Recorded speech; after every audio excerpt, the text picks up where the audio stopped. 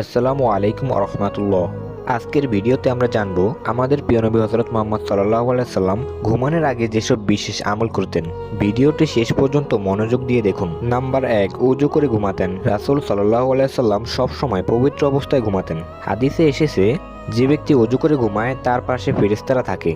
সে ঘুমিয়ে থাকাকালে ফেরেশতারা আল্লাহর কাছে তার জন্য দোয়া করতে থাকে। অতএব আমাদের ঘুমানোর আগে ওযু করে ঘুমানো উচিত। নাম্বার 2, রাসূল সাল্লাল্লাহু আলাইহি সাল্লাম ঘুমানোর আগে প্রতি রাতে আয়াতুল কুরসি পাঠ করে ঘুমাতেন। তিনি বলেছেন, যে ব্যক্তি ঘুমানোর আগে আয়াতুল কুরসি পাঠ করে সে সারা রাত আল্লাহর হেফাজতে থাকবে।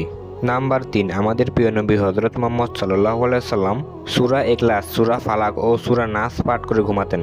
এই তিনটি সূরাকে বলে তিন কুল। এরপর নিজের হাতে ফু দিয়ে সারা শরীর মুছে দিতেন।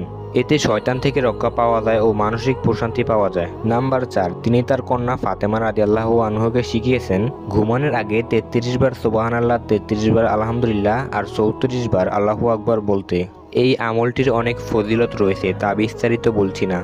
নাম্বার 5, রাসূল সাল্লাল্লাহু আলাইহি সাল্লাম ঘুমানোর আগে আল্লাহর কাছে নিজের জীবন ও মৃত্যুকে শপথ করতেন।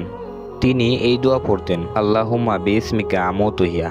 এর অর্থ, হে আল্লাহ, তোমার নামে আমি মারা যাই এবং তোমার নামে আমি জীবিত হই।